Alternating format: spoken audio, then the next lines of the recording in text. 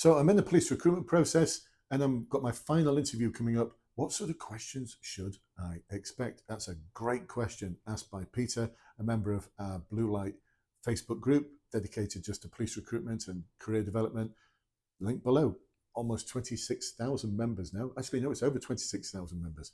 It's free to join. Would love to see you in there. Anyway, what sort of questions should you expect? In this video, I'm going to talk to you about the exact types of questions that you should expect, what you should do to prepare for them. I'm going to even give you some examples from our question bank. How about that? How cool will that be?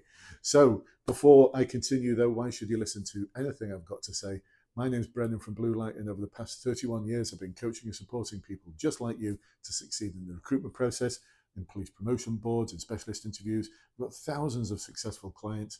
We've got over 800 Trustpilot reviews, all of them 5-star, glowing reports. We've got a great team of coaches there to support you in our academy program. I'll tell you more about that in a minute.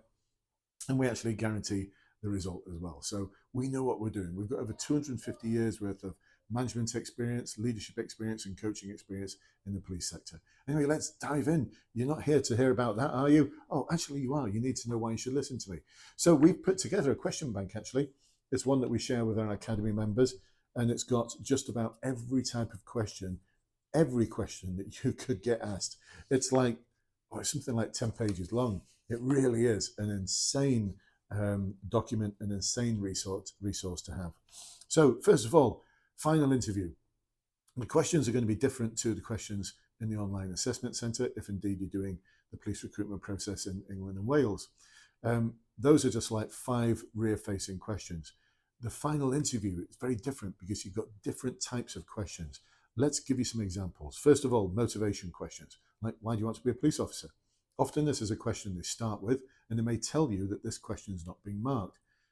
And then as you start answering the question, they start writing. If it's not being marked, why are they writing the answer down?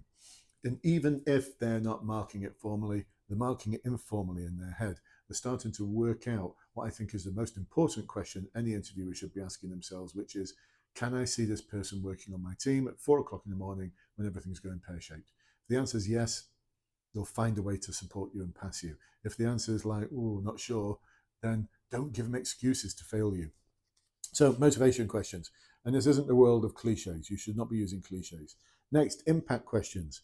Things like, how would you handle the stresses of the job? Challenges questions. What are the current challenges for this force? And then the next question, it's a 2-stage question. How will you help us meet those challenges?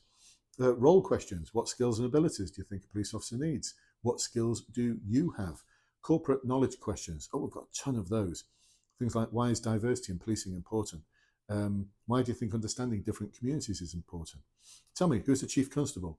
And what has he or she been saying in the press recently? Values-based questions. What are your personal values? How do these link in with values that the police are seeking in police officers? Closely followed by, can you give me an example when you've demonstrated one of those values? Forward-facing questions. How will you ensure that the public feel that they are being treated with respect? Scenario-based questions. How would you deal with a colleague who you've witnessed searching for information on an IT system when they shouldn't have? Interesting. All links in with the code of ethics there. There's written exercises you might get, prioritization exercises, briefings, especially if you're going for the role of detective. Role plays. A lot of forces are bringing back role plays where you'd be dealing with angry, frustrated people. Presentations, normally 10 to 15 minutes time. Topics could be like the importance of the code of ethics, challenges for the force, importance of diversity, equality and inclusion. Group discussions as well. They're coming back. Really popular. Topics like diversity, equality and inclusion. Hard to reach communities, violence against women and girls. Rear-facing questions. Oh, so many of those. We've got like 3 pages worth. An example of when you've shown empathy or compassion towards someone. A time when you've made difficult decisions. A time when you've worked with others to solve a problem. All right, there you go. A short burst of the sort of questions that you might get that we cover in our question bank. If you'd like to find out how to access that kind of information, we'd love to have you in our academy program. There's a link in the top of the description to complete the form. Complete that form and we'll invite you to have a conversation with us. For us to work out whether you're a good fit for our academy, where we can guarantee the result for you, and equally for you to work out whether we're a good fit for you. So hopefully helpful for you. If you've got any questions or comments, please do ask below. Otherwise, I'll see you on the other side.